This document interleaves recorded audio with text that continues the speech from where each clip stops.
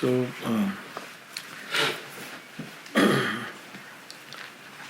I had a suggestion yesterday that we read a passage from Savitri on page 710. So, I'll take that up, and then after that, if there is any question or anything else. So, what we read just now, of course, is the nightmare in which humanity is caught up. And it's something very interesting that normally mystics, saints, seers, they soar towards the light. And Sri Aurobindo is plunging himself into the night. It's a very interesting poem of Sri Aurobindo, The Pilgrim of the Night. Who does a pilgrimage to the night? But the Lord Himself to uncover. And it's a very beautiful poem whose last few lines are I made an assignation with the night. In the abyss was fixed our rendezvous, carrying in my breast God's deathless light. I came, a dark and dangerous heart to woe. So he made a pilgrimage to the night because what is concealed there, as we read yesterday, are the seeds of light. So he's gone to rescue those seeds of light, to wake up the divine who is sleeping in the inconscient. Mother describes this experience beautifully.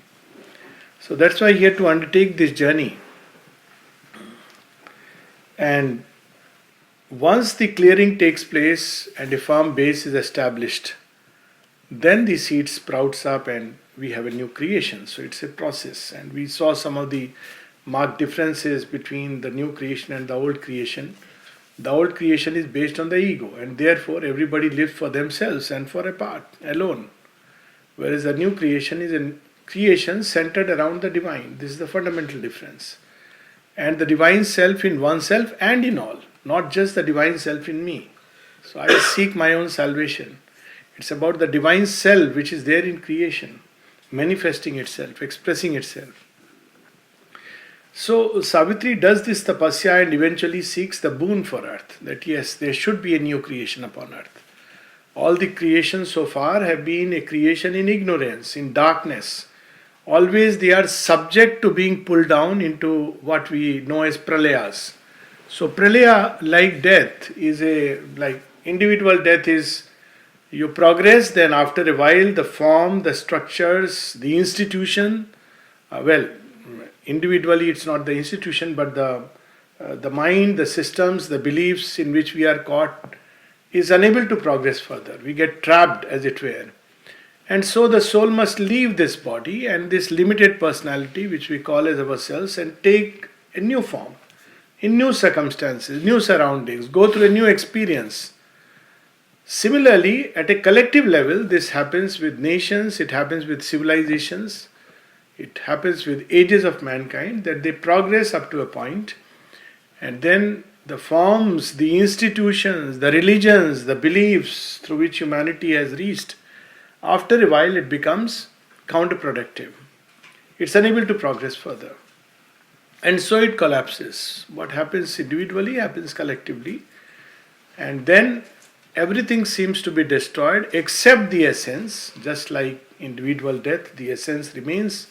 So the essence remains, the experience that humanity has gained during this passage returns back and there is a new blossoming. That's how there is the conception of 4 yugas, and the mother speaks of 6 pralayas which have already taken place, and this is the 7th creation. Very strangely, even science speaks about it, that there is 5 or 6 ice ages which are like pralayas, and then once again it comes back, and so we are in the 7th creation, a creation where as it is, this darkness will keep on progressing and will not pull back the creation for good. It will be a progress towards the light till we cross a certain point, after which there is a journey from light to greater light, freedom to greater freedom, joy to greater joy. So this is the promise and the prophecy, the boon that Mother and Sri Aurobindo have secured for earth. And what we are going to read is just the last page of this boon. It runs into several pages, And we'll start a little bit from page 709 and then go to 710, because it forms a continuation. Now, one of the beauty of this yoga is one that at least personally fascinated me was its collective nature. It's not about individual salvation. Often when we turn to God, it's basically about me and my life. So we reinforce the ego self. So what's the point of that? That has been going on since ages. My bliss, my salvation, my nirvana. That's been happening. Also, when we speak about collective redemption of mankind, it's not about forming a new religion. Mother is very particular about that. We are not here to form a new religion. That okay, now there are a number of people who are having this belief, and that's good. Belief is not good. Realization, belief can be a starting point, it's okay. But what is important is to realize this truth. And when we realize, and more people realize while being on earth, in a human body, while dealing with life, we will see there is a change in the way we look at life, the way we understand life, and the way we deal with life all around us. So as we change within, Sri Aurobindo very beautifully defined spirituality. Essentially, it's a change of consciousness. So we exchange the human consciousness and get in return the divine consciousness. By offering the human consciousness to the divine in return gives the divine consciousness to us. So we create an empty space, he fills that empty space by his presence. And that's what I keep saying, this is the oldest version of demonetization. Okay, so you give back the old notes and you get the new currency. So the old currency is all the power and strength and knowledge of the ego self. And the new currency is the divine grace, divine light, divine peace, divine harmony, divine bliss, and something which no human power and no human effort can grant us. So we read something from that on page 709. This is the collective realization of which Sri Aurobindo speaks toward the end.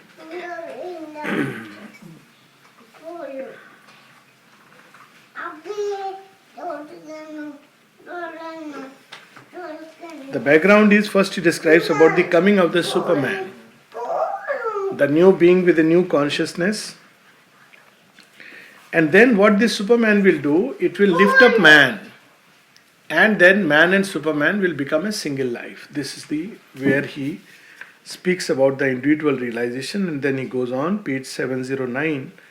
The line is 1380. Even the multitude shall hear the voice. Now, this voice which speaks and bids us to rise and wake up to the change. Even the many. Now, it's not something which has to be announced outwardly, but it's something which will happen within the human heart. This, and turn to commune with the spirit within and strive to obey the high spiritual law. So this we can see that the present age, after the great descent into night which we saw during the first great war and the second great war, I don't think humanity ever has seen that kind of darkness, the first half of the previous century. Of course, all of us feel our own little span of life and the issues we face are the ultimate issues. But if you just look back from 1900 to 1950 when Mother and Sri Aurobindo are on earth, whether you see in terms of imperialism or a hardcore Marxism or all positivism, Freudian psychoanalysis as the ultimate way to understand life, superstition, every which way one looks at it. And of course the two great wars where I don't think all the Asuras and Rakshasas put together in Indian and Western mythology cannot make for one Hitler. And it's amazing. The darkest hour. You see the freedom when India got freedom. It's the darkest hour. It's just unimaginable. So from that point onwards, we touched rock bottom and now we are climbing up. So this is just to put the background. And one of the things that is happening, which is very interesting and unique, is turning towards the spiritual impulsion. All over the world this phenomena is happening in some way or the other. In America, there was a very interesting article, and the article was, of course, it's not a good way to title it, "Are We All Turning Hindus?" Now, the reason was that there was a study. Now, Hindu we associate with certain rituals, customs, but that's just the external part. That's not the core of Hinduism. Core of Hinduism is first the belief in that there is a divine, and this divine is expressing upon earth. That's what dharma means.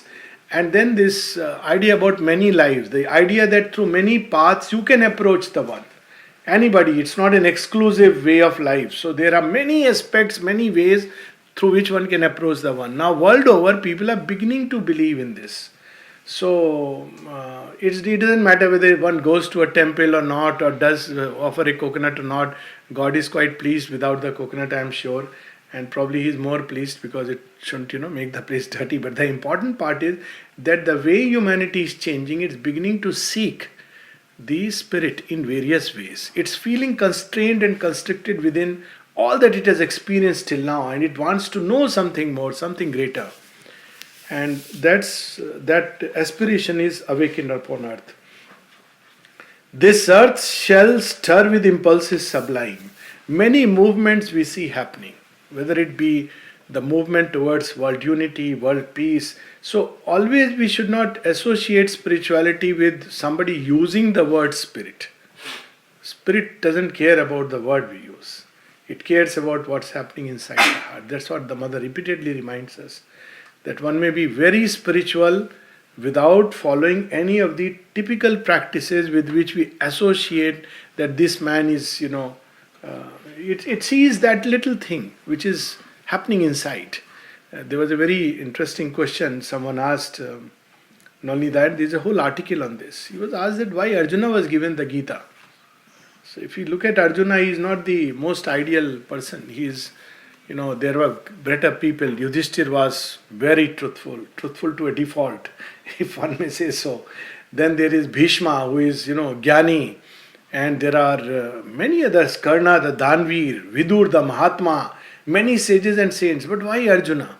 Now the beauty of Arjuna is he has that humility to turn toward the divine and say, look, I don't know how to deal with my life and the issues and the problems, and I have to face this battle. You tell me what I should do and I'm going to listen to you. He is seeking a spiritual law, not a moral or ethical law. There's the big difference between spiritual life and human life. The highest of human life is a religious, moral or ethical law.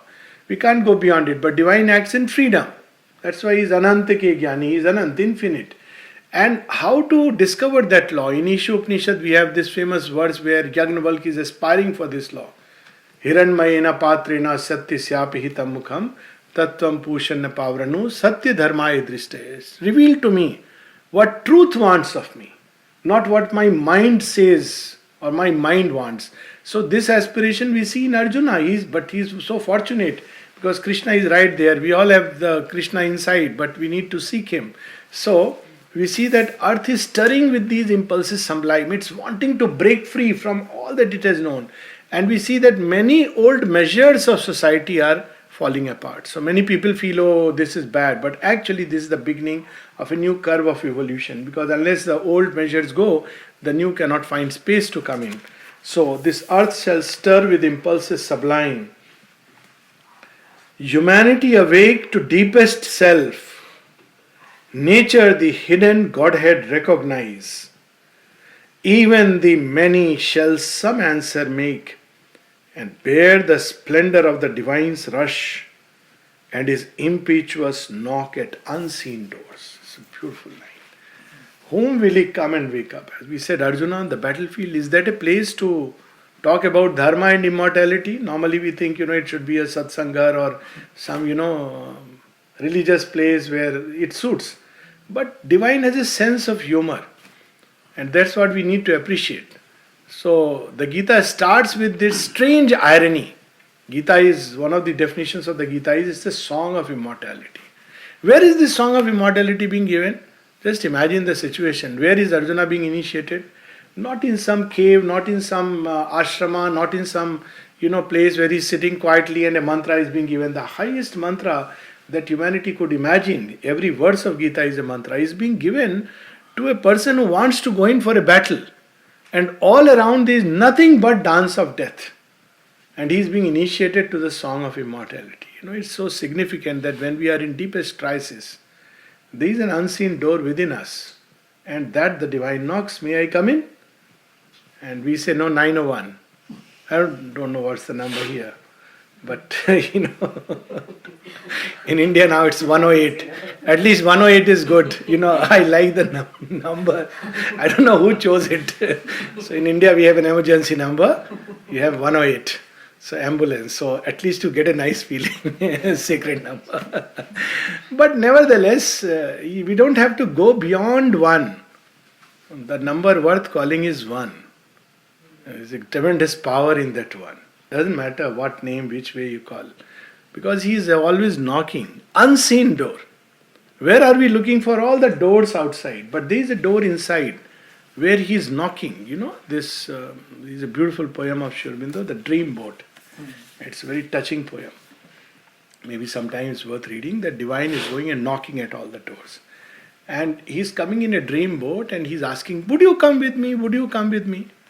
So Sri Aurobindo writes as, he's the author poet, he's identifying with that state of consciousness where man says, well, you want to take me, where do you want to take me? Show me your identity card. Are you really God? And show me your agenda, show me your, profile, everything. And he doesn't have time to wait, He says, okay, you weigh, he's weighing. What will I lose, what will I gain? And the dream boat passes away. And then he says, I enter into a strange state. Now the world's hollow. Where there was joy in everything, now it has become hollow. And I'm waiting for the dream boat to come, but it's not coming. It's like I'm waiting for the gold god to come back. So when there is a knock of the divine, there has to be a response from the human soul. And he's describing that now there is a time when there will be response. And the response comes most unexpectedly. Even the many shall some answer make. This is the important part. Often people say, why is God not coming to us? The divine comes. Problem is we don't open. So he is a little bit of a shy creature. So he doesn't force open the door. Also because he forces open, we'll be smashed into pieces because it's tremendous power. So he waits for us to open the door. Even the many shall some answer make and hear and bear the splendor of the divine's rush. So there is this bearing. The word is bear. It's not easy. It's easy to call the divine, but very difficult to bear the splendor. Once someone asked the mother about delight. Not only supermind, they had called down delight to manifest because this world is created for delight. But nobody was ready. So they asked the mother that what would be really make man ready? She said it's a near impossible condition until truth completely takes hold of man. So Sri Aurobindo's supramental consciousness is meant to prepare us for the delight. It's not the end of the story. It's the beginning of a new tale where we are ready to bear the delight. And the conditions he gave was a complete freedom from seeking any kind of pleasure. Human consciousness. That would be. So truth is going to ensure that through various ways, till we finally are ready to bear the delight. A heavenlier passion shall upheave men's lives. Their mind shall share in the ineffable gleam. Their heart shall feel the ecstasy and the fire. Earth's bodies shall be conscious of a soul. The soul is within, but we are not conscious, therefore it turns into just a belief.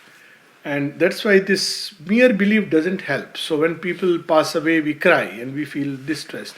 We all know there is rebirth, we all know that, this is not the end of the journey, but we still cry and we feel bad. Why do we feel bad? Because we don't see the soul. That's ignorance. As long as it's just a belief, it doesn't help.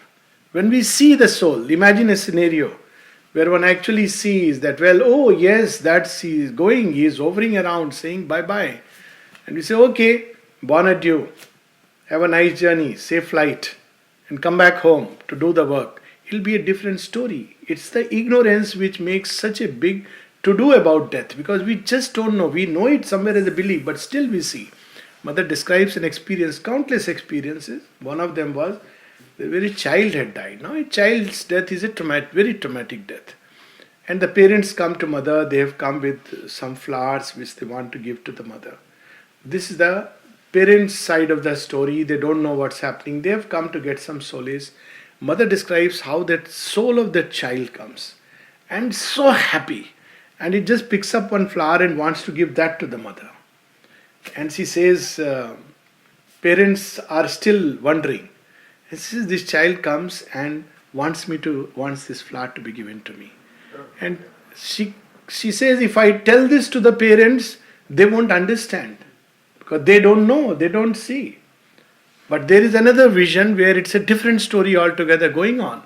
The person is happy to pass on to other fields and come back in a new body for the greater adventure. But we who are staying behind suffer. So this ignorance, how will it go when we become conscious of the soul? And not just we, the body will become conscious of the soul. Means the body will spontaneously make the right gesture in life and the right response. At present it is not. Earth's body shall be conscious of a soul. Mortality's bond slaves shall unloose their bonds. Mere men into spiritual beings grow. So mortality's bond slaves we are, and there are three bonds that tie us as described in one of the Vedic stories of Sunashep. So Sunashep is tied with three bonds. And he calls various rishis that cut the bond, and nobody wants to cut the bond. And then he invokes Varuna. So Varuna comes. Varuna is the god of vastness. So see, the bonds are narrowness and he's the god of vastness. So he cuts these three bonds, cuts the upper bond and throws it up, cuts the central bond and throws it around, cuts the lower bond and throws it below. Now these three bonds are referring to the bonds of the mind, life and the body, bodily self. So mind, it's constricted, so it cuts the bond and throws it above. Enter into vastness, into wideness, into light, into freedom, into infinity. Then the bond that constricts life, surrounded around the ego, cuts it and throws it all around. So it enters into a cosmic consciousness where it begins to include all creatures as part of one's own self. As we were reading yesterday, that my rival's downfall is my own disgrace. I look at my enemy and see Krishna's face. So this is the consciousness where whatever is happening in another creature you begin to experience that pain, not the way human consciousness experiences, but in very different way. Even treading on a flower, even matter, if one deals with it unconsciously. There is a beautiful prayer of the mother when she leaves Paris. She prays for the objects that you have served me so beautifully, and may, when you pass into new hands, may they treat you consciously. Look at what kind of spirituality is it? That dealing with matter and objects of everyday use, whether it be plate or glass or pen or everyday life, she's dealing with them consciously, and she's praying that when other people use them, may they be as gentle, may they be as kind, because you are conscious. People are not conscious about what's happening to us, but deep inside you also have the same consciousness. So when we begin to live this way, our life, the body itself, its habit, its belief in death, all this subconscious grip being thrown down. This is a belief. We are grown, we must die, we must grow old, we must fall sick. And we all inherit it. Among the many things we inherit, one of this is the belief system. Body has to, degenerate. And now people are beginning to challenge this notion. It's strangely happening in scientific quarters. It should happen in spiritual quarters, because spirituality is about immortality. There is a trust that there is an immortal self within. But in at least scientists are beginning to say that there is a possibility that we need not die. Though, of course, as yesterday we were discussing, that's not the ultimate. It will prolong life. It's not immortality is the wrong word, because as long as we are made of tissue which is subject to degeneration, there will be death. It will find a door. But yes, we can prolong life, which is a good thing. Every little conquest over death is a wonderful thing. It gives us more space, more time. Most of us, unfortunately, of course, this is very nice that everybody is young in some way or the other and has turned towards spiritual life. But mother says it's a tragedy of life that around 60 we come to know what is the way to live life. And by then we feel, oh, we have already lived our lives. It's time to apply for the graveyard or the, Shamshan Ghat. But instead we should say, now I have learned all my mistakes apart, now I can live life anew. And then she says that at 80 life blossoms. So, now is the blossoming. Now life blossoms. Now you really know everything, and all the possibilities, all the potential, all the beauty of life must emerge and begin to impact. And that's how it should be. But as of now, because the way matter is still under the hard grip of the inconscience, it doesn't. But slowly, this faith in death, this belief in death, disease, infirmity that we unconsciously and unwittingly put into is being loosened. Otherwise, as human beings, we lived a very frightened life all the time. And doctors make us even more frightened. You go with a small problem and you come back with a big bill and a bigger problem. You just had a headache. And Here there is a word they call no worry. Ah. Anything you tell, no worry. First, After that you see of course you have an insurance, after that you see the bill and you see the diagnosis. And then you have Mr. Google to, back up what the doctor has missed, the Google will tell you. And then you wonder, oh my God, I thought it's just a headache. I have hypertension with all the complications. I may get paralyzed, I may have a heart attack, gone. So, we have, this is how we become bond slaves. One of the things Mother said is the worst kind of impurity that binds us is fear. All the time fear. No confidence in the grace, no confidence, at least in ourselves. Swami Vivekananda would say, have faith in yourself at least. And, with that fear, we are going all around life. This may happen, that may happen. And the result is, life becomes so constricted. And see awake the dumb divinity. So the dumb divinity is what? Matter itself is divine. And it must wake up.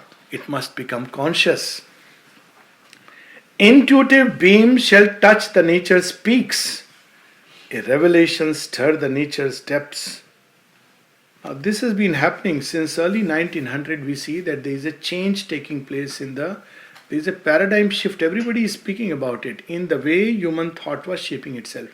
In fact, I often narrate this story in the field of science, where in physics, when in 1900 the Science Congress declared that we know everything about everything except two things. And that was the black body radiation and the measuring the stars. And once we know it, we'll know everything. And when this was known in that very year, it changed the whole idea of science. We entered into quantum world, we entered into relativity, and it stayed. Intuitive beams. Around the same time, or maybe 10 years here and there, J.C. Bose declared that, well, plants have life. They are conscious. They not only breathe and respire, they can feel, they can sense. Now, these are great discoveries whose impact we may not, be able to understand at this point of time. But this idea that everything is conscious, this is, coming up. Maybe around 20 years back, when I was reading a series of articles, 25 years back, when I had a deep interest in consciousness vis-a-vis the mind, brain, all this intellectual stuff. So the opinion was 50% tilted in favor of consciousness being primary and 50% that brain is the thing. Though it sounded absurd, that means that where there is no brain, there is no consciousness. It was an absurdity, but well, the experiments. And today, there is a bulk of evidence shifting in another direction that, well, consciousness is the fundamental reality. So why it is happening? Because there is a new thought which is awakening in humanity, whose far of impact we are yet to see. The truth shall be the leader of their lives. Truth shall dictate their thought and speech and act. So gone are the days when we told children, tell the uncle who has come at the door that Papa is not there. Child will say, what are you asking me? Go and touch uncle's feet. No, I don't respect that uncle. He will touch if he feels respect. And he doesn't have to touch. He says, I have respect. Why should I do this? It's not necessary. Because truth is here. It's not about, very often this becomes an act of deception. We were reading upon in the world of falsehood, just, the passage we read collectively. Truth speaking was a stratagem in that place. Their truth was a lie and lie a truth. That's the kind of life we have lived in self-deception. But that age is gone. So children speak out their mind freely. They don't care whether you like it or you don't like it, but they must speak. Very often, I don't know how the situation here, but in India it's a revolution. So children tell, we are not asking you, we are informing you. We are telling you honestly and truthfully. We are not taking your permission, just telling you. Isn't it? It's something, I feel it's a good sign because, they are speaking truth. They are not saying that, Papa, I am going to the temple, and then say, good, now. They say, I am going for a party. And you say, Pita, you should have gone to a temple. No, I don't feel like going. It's a far greater honesty which people are developing. Being honest to oneself is a way of, beginning to be a way of life.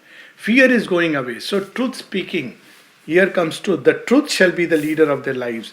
Truth shall dictate their thought and speech and act. Also the sign of really a evolved being.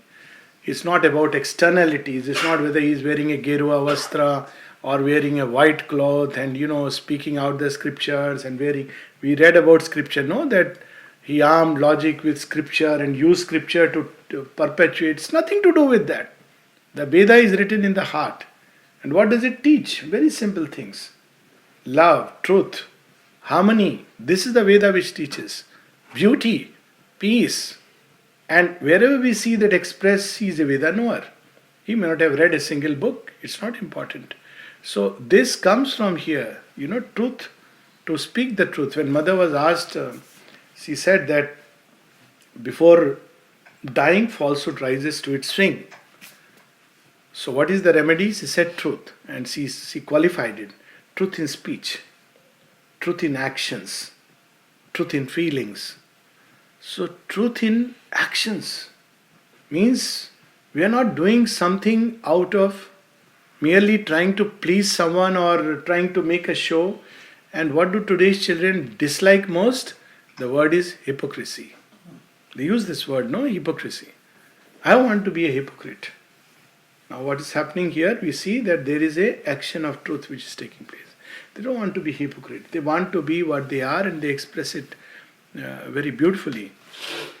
So, they shall feel themselves lifted nearer to the sky as if a little lower than the gods. And of course, this lifted lower than the gods as if is only the beginning. Man is meant to ascend beyond the gods. That's why all the old typical places of worship are going to sooner or later run out of business because the new creation will feel the presence of the divine here. There is a famous story of Anusuya in the Indian scripture where she just, what does she do? What is her yoga? She just loves her husband wholeheartedly. One pointed in love. She doesn't care. Of course, husband is a great guy. But still, Atri Rishi. But she has that love. And look what this power of love can do. So when the gods come to test her, because Narada, tells them that, you people think you are great. There is a lady on earth, she is greater than you. So they want to test her. And she turns them into little babies when they make a very unreasonable demand. And when they come looking for their Brahma, Vishnu, Mahesh, she says, look, they are sleeping in the cot. Please pick your guy up and take them. So mother was very happy with this story. She said it's so true because human beings have a psychic presence. Therefore, they can directly connect with the Supreme. They don't need to go through the zigzag of the gods. So this is something very marvelous about human beings, that they can go greater than the gods. Then she was asked, but then why did human beings fall so low? She said, because one thing they must learn because before they can be lifted high is humility. So we struggle, we pray here, we go there, because the moment the intellect is filled with great light and other parts improve, we begin to believe it's all me, like the gods of the Kena Upanishad, then we become arrogant. So obviously with arrogance we can't go. So the lesson of humility. For knowledge shall pour down in radiant streams, and even darkened mind quiver with new life, and kindle and burn with the ideal's fire, and turn to escape from mortal ignorance. So knowledge, as we know is knowledge in spiritual life is not about reading a book or analyzing it well and using the intellectual processes of cognition. Knowledge descends from above. That's how the Rishi spoke about the Sapt Sindhu and the Sapt Nadiyan, the 7 sacred rivers of Indian thought. They are the 7 streams of knowledge that as the mind opens up, they descend and have a cleansing and purifying and rejuvenating action. So it's about knowledge descending from above, intuitive beams. The next cycle is going to be an intuitive cycle, and man is going to lose, paradoxically, the extreme analytical faculties. And that's why we see a phase when it is hyper using it. And the means that he has created by hyper using these faculties will be the means with which he will lose it. And we know all these inventions. Hyper using the mental faculty, analytical faculty. Extreme result, now you don't use your mental faculties. So it's all part of the game. And then when this goes down, there will be the awakening of intuition. And this intuition is going to lead. So this is a prophecy of the future. And those who are experiencing these things can begin to see that it's already happening. It's right round the corner. The frontiers of the ignorance shall recede. More and more souls shall enter into light. Minds lit, inspire the occult summoner here. A beautiful line. One is, of course, the frontiers of the ignorance. Sri Aurobindo speaks about the 7-fold ignorance. We don't know who we are. We don't know what this world is. We don't know about any divine reality. And we are covered. We don't know about our own past. We don't know about our future. There is this whole ignorance that surrounds us. Now, if you really look at it, people have begun to even explore something like past life. It's amazing. How is it that in a field of hardcore science, people are beginning to explore past life? People are exploring near-death experiences, and authentically those accounts are being given. There is something beyond the field of death. So these frontiers of ignorance are receding, and more we are beginning to enter into an age of light. But here comes this line about the occult summoner. So we have a beautiful image in the Bhagavad where Krishna is playing the flute, and many are sleeping, but the gopis are awake, the gop and the gopis, and they rush. Now this is the image of the occult summoner, the one who is reminding us, who is calling us within the heart. Now it's whatever number we are here today, and you can multiply it, any number of persons all around the world. Now it's very interesting. People often ask that what is the way of initiating in Sri Aurobindo's yoga? Who will initiate us? They're looking for some traditional way of, some human guru is there, some gaddi is going on, and you go there and he will say, okay, fine, now you are initiated. He'll give a mantra and you are initiated. This doesn't happen in this yoga, because this yoga is based, the whole thing is revolutionized, and this is based on something much deeper and higher. So how do you get initiated? Sri Aurobindo was asked, he said, you have the call for the path. Now it's very strange. Who called? Now each of us, I am sure, has our story. Is it true or not? Yes. And isn't it a unique story? No two stories are alike. It's strange that even when we have been connected, but there comes a time when there is a reconnection and we know, now it's my journey. Up till now it was my parents and I just believed in it. Now suddenly it's my journey.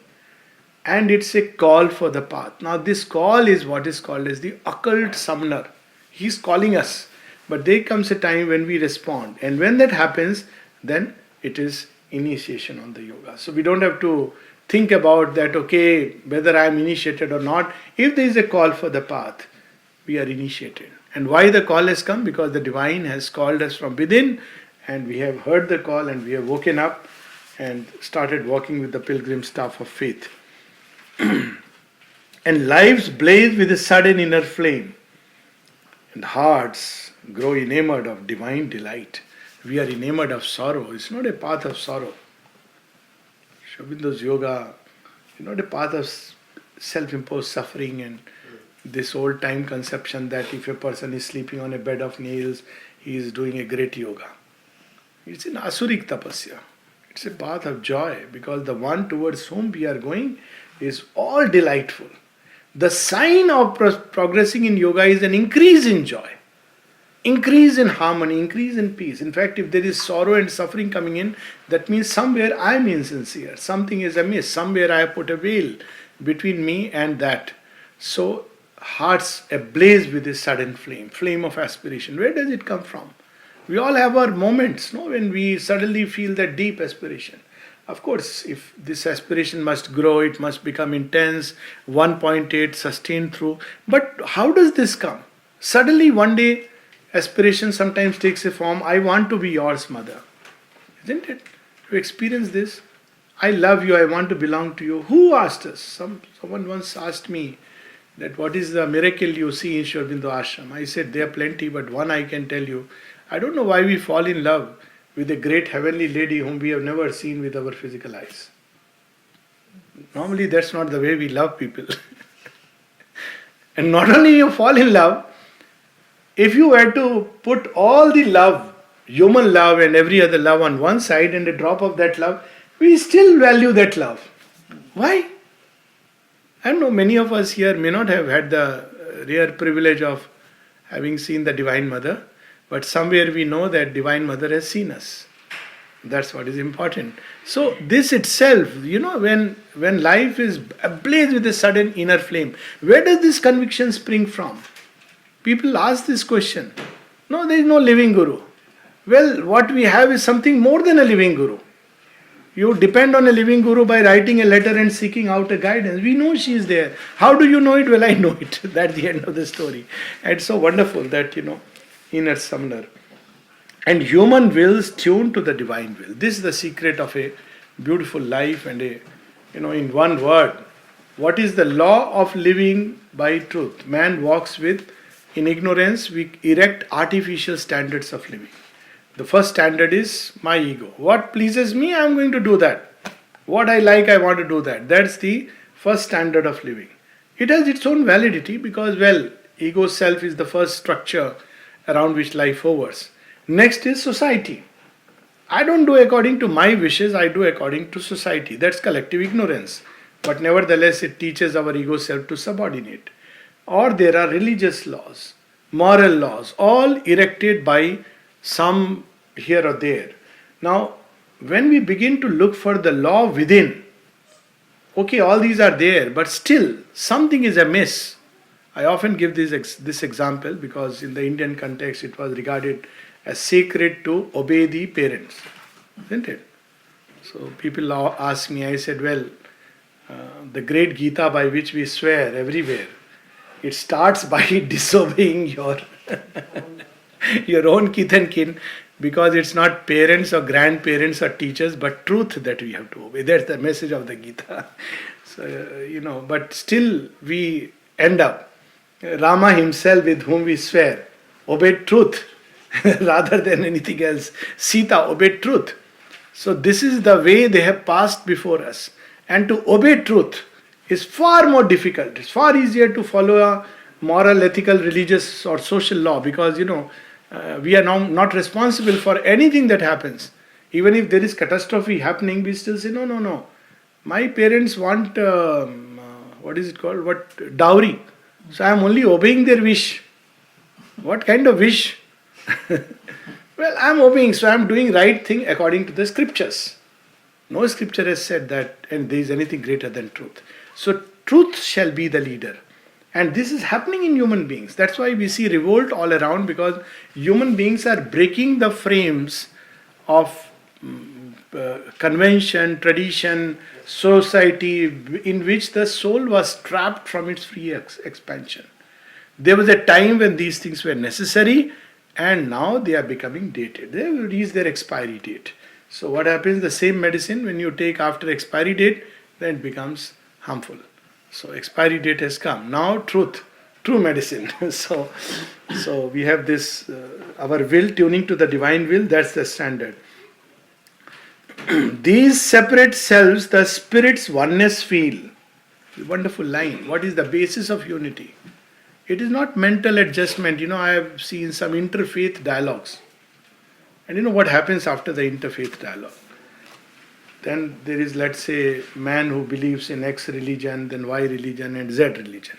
So after it is over, the X religion goes back to his people and say, how was it?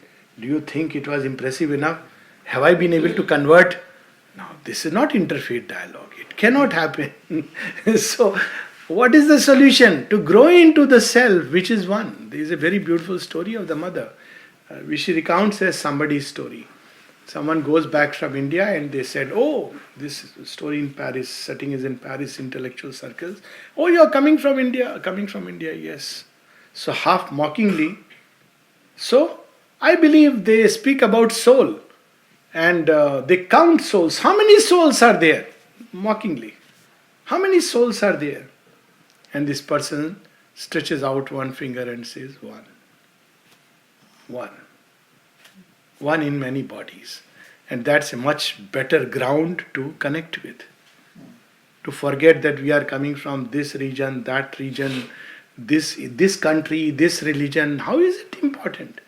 That deep within we are all having the same aspiration towards beauty, light, truth, the joy of life, peace, harmony. This is the same aspiration. And we connect at that level. So, this is the oneness towards which we have to grow. This is a prophecy. It also shows us the path towards the future. These senses of heavenly sense grow capable. What is a heavenly sense? Someone was narrating the other day that, goes to the ashram and was sitting at the samadhi and felt as if the mother touched the head.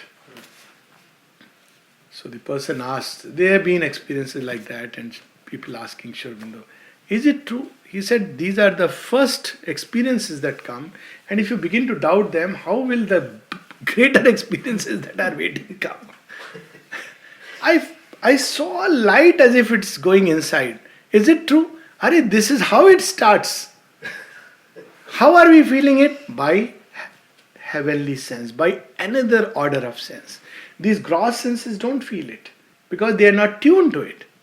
You can't play tabla on hard rock. You will only injure your hands.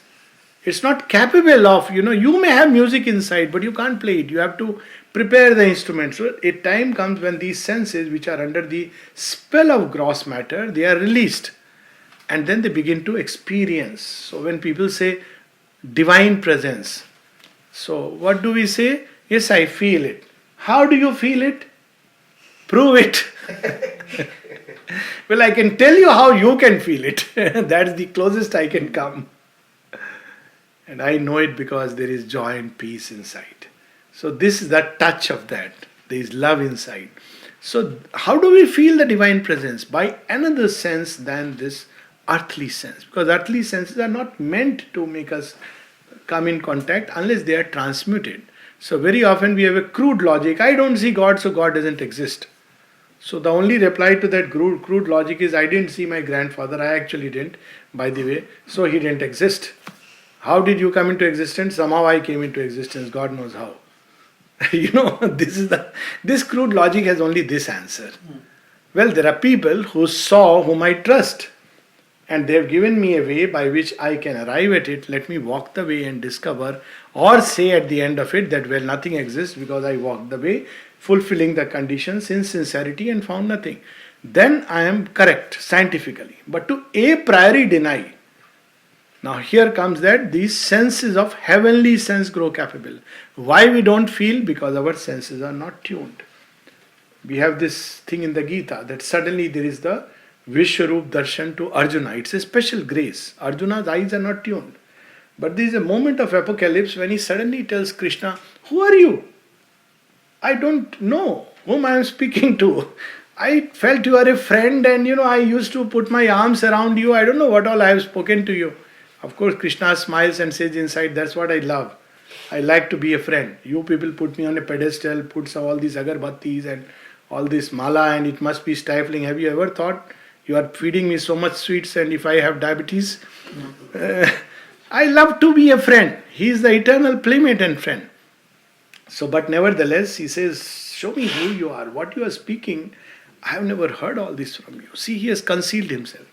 And then when he reveals, even Arjuna the warrior is frightened. He says, no, please dilute yourself. I can't see this form. It's a description. I think yesterday we were, in the music we were playing Anek Adbhut Darshanam, Anek. It was from the Gita, where there is the darshan of Shri Krishna in his Vishwarup.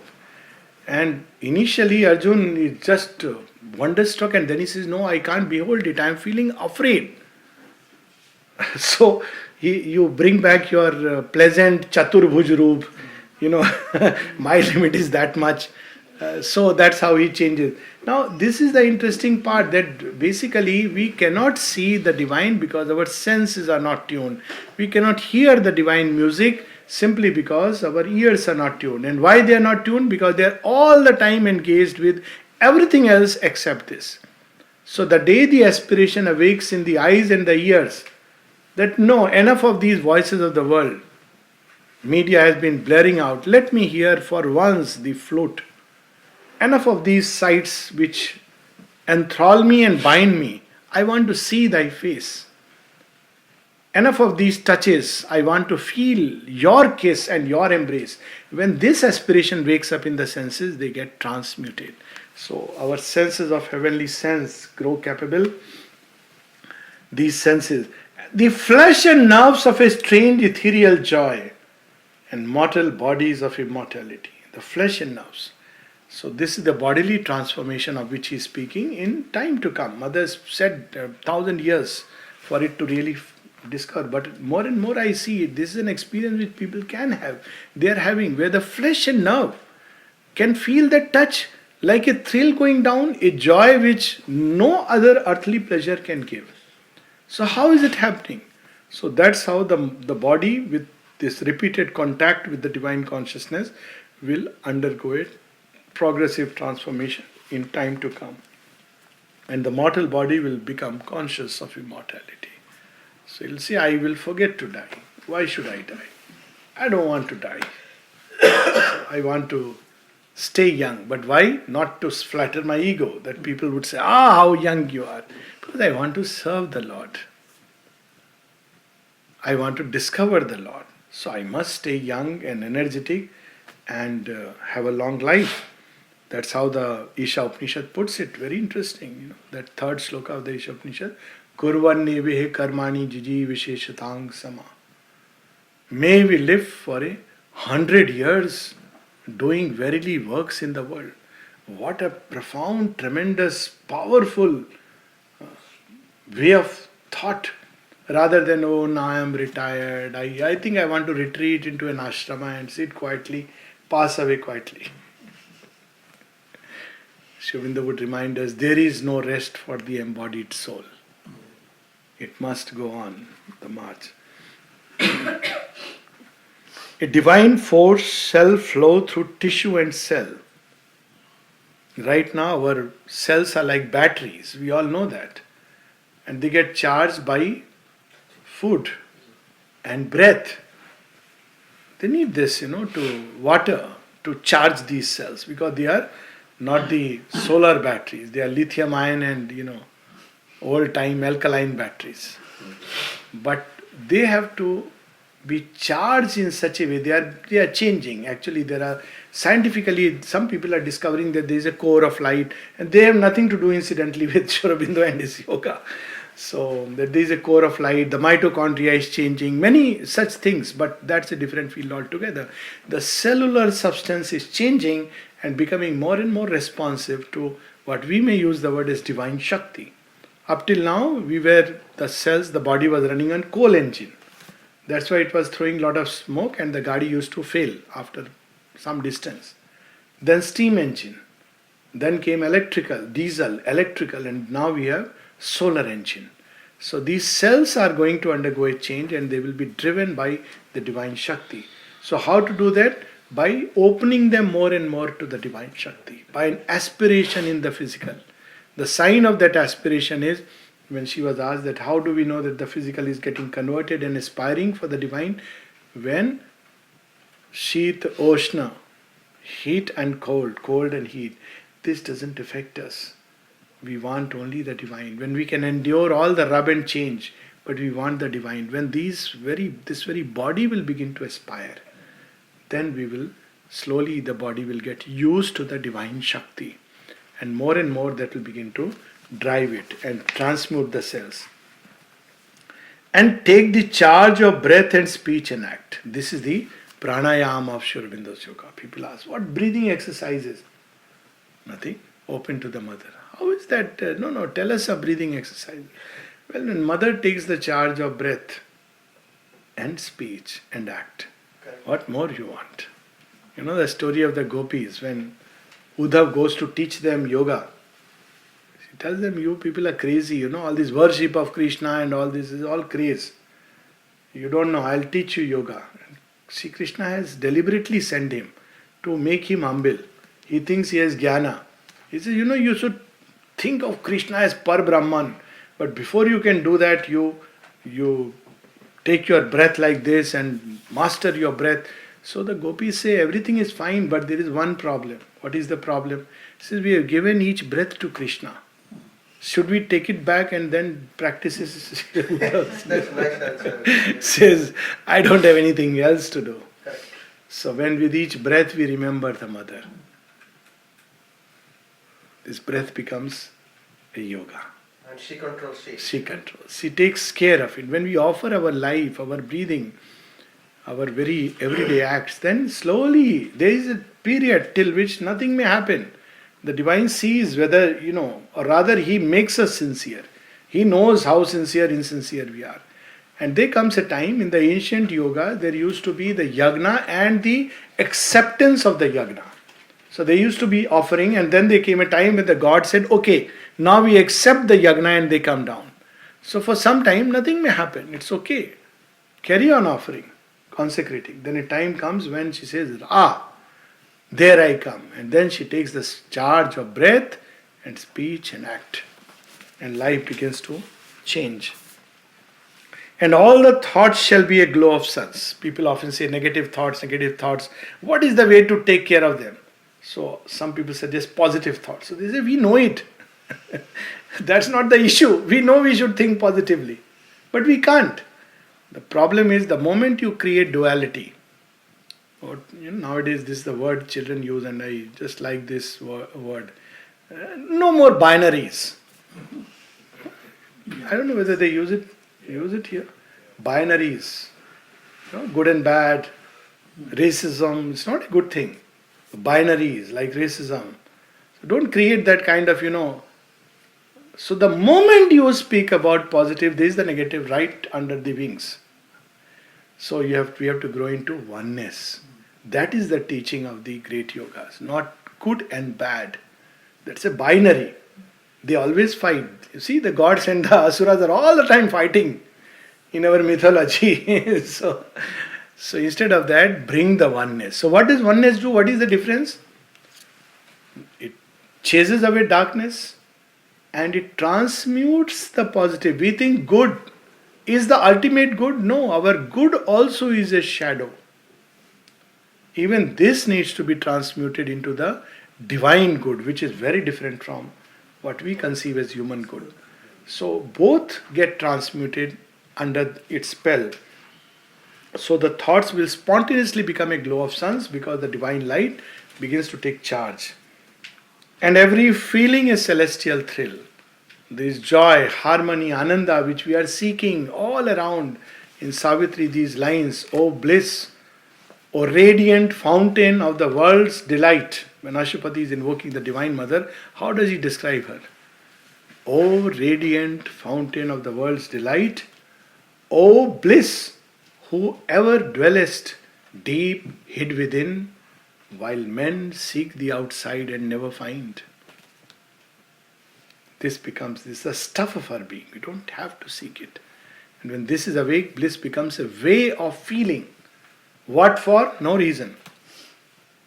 So, of course, such a person should not be seen by a conventional psychiatrist.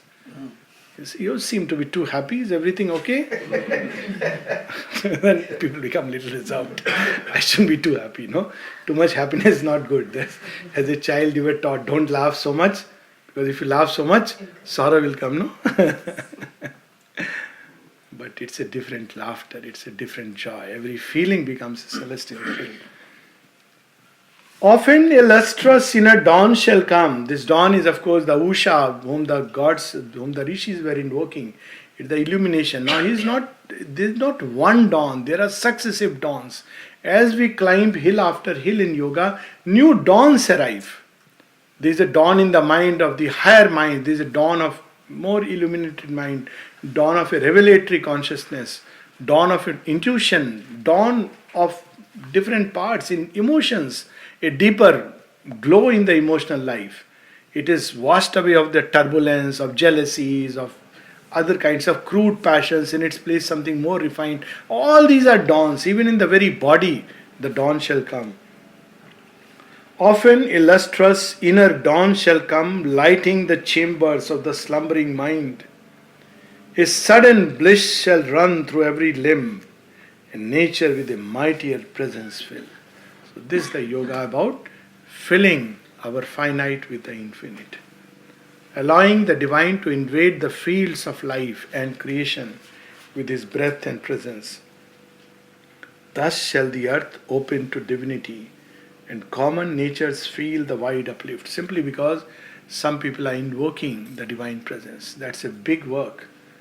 Sometimes people ask, especially people who are staying outside and they feel, they want to get back home, and sometimes these thoughts come. Well, wherever we are, we invoke the Divine Mother's presence. It's a wonderful work to do. It's a full-time work to do. Now what are we doing? We become a bridge between the divine and this earth and this soil. It's so beautiful to become a bridge. That's what this home choir and chanting is about. It's about a collective aspiration. And this aspiration is meant to become a bridge, so that that which is beyond gets rooted here in the soil. Illumine common acts with the Spirit's ray, and made the deity in common things. Common acts, brush and bath and everything. The story of Udar, when Udar asked Mother, how am I doing yoga 20 years down the line? She said, well, okay. Mother, what's missing? Nothing much, but okay, what do you do when you wake up? Wake up means, I go to the bathroom. What do you do there? All question Mother, I pick up the toothpaste and brush my teeth. Okay, how do you brush your teeth? Mother, this way, that way. All wrong.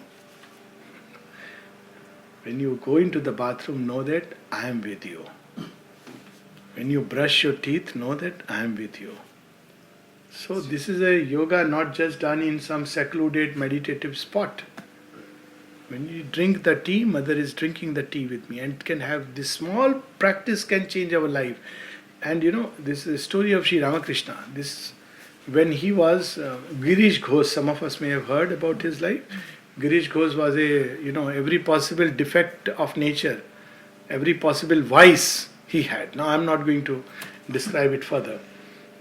And he was an actor by profession. So he goes, but he had love for he was drawn towards Sri Ramakrishna.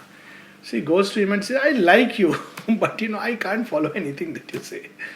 He said, who is asking you to follow all this? He said, really? You know what I do? I take wine, I drink, and where I sleep and all these things. You're serious about it? He said, yeah. But something I should do is nothing. When you drink, you know that, I'm there and I'm drinking inside you. That is all I have to do. Whatever I do.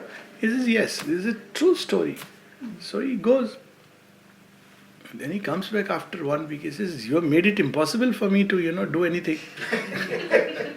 You are a strange fellow. When I drink, I can't enjoy my drink anymore because I am giving it to you. What is this? Please take away this. Tell me a simpler way.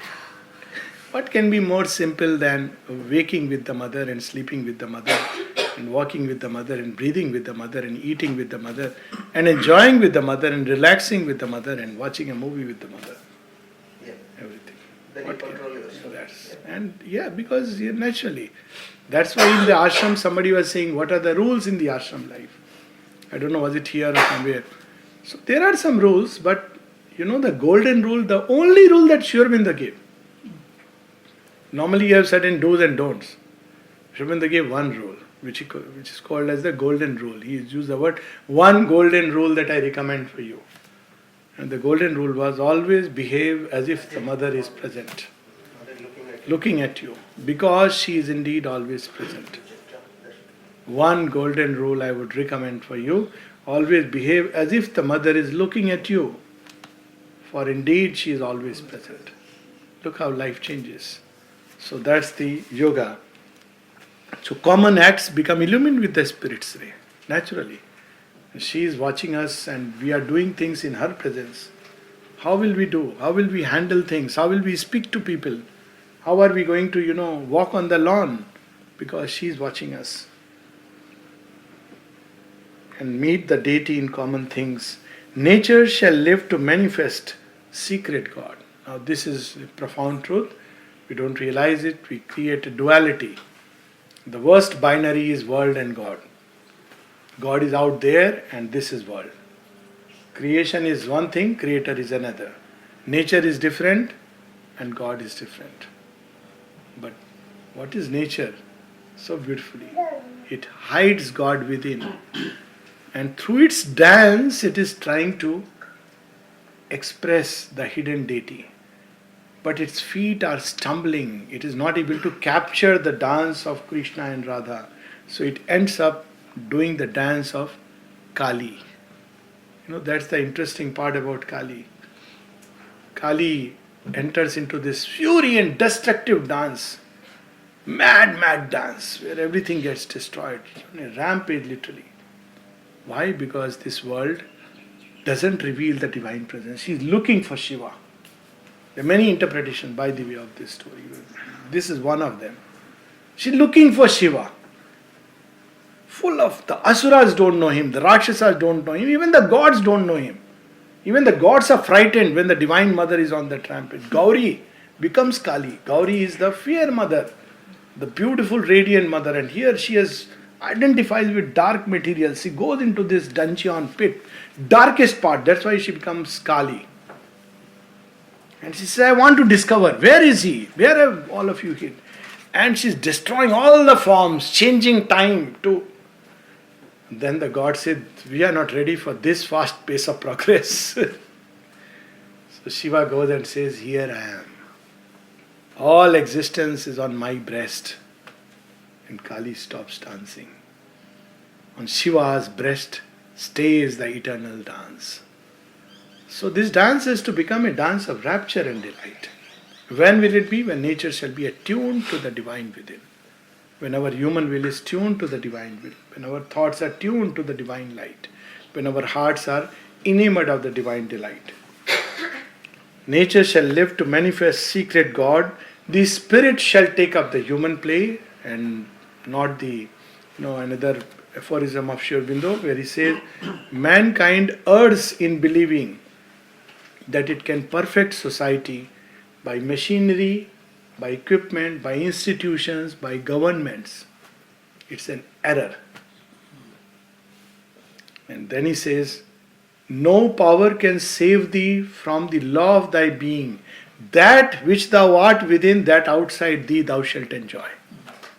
You may have everything perfect outwardly, but if this is still living by the ego, it will still suffer. Suffering and misery will find its way. You will not have the other issues, but there will be, the issue is inside actually. So this has to be perfected. And then you can be anywhere. There is beauty and bliss. So this is the secret. The spirit shall take up the human play and no more the ego. This earthly life become the life divine. So this is the perfect life we are all seeking on earth, which all the religions prophesy and promise and seek a kingdom of heaven upon earth, Ram Rajya, or the, everybody will become awakened one day to the one God, whatever way we put it, these are clumsy ways in ignorance of wanting the Spirit to rule this earth. But it can only happen not by any external religion or imposition, etc., of a belief system, but only when human beings become awake to the deepest self and allow their life to be governed with this truth. So we can take a break here.